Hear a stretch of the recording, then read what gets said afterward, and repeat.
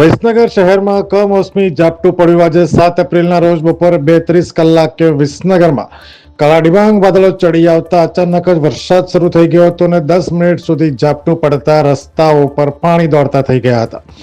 આગાહીના પગલે આજે વરસાદ નોંધાયો છે તો હજુ પણ ફરી ઝાપટા પડે તેવી સંભાવનાઓ દેખાઈ રહી છે। વિસનગરમાં વરસાદથી ખેડૂતોને નુકસાન થવાની ભીતિ સેવાઈ રહી છે તો શહેરીજનોને ગરમીથી પણ રાહત મળવા પામી છે।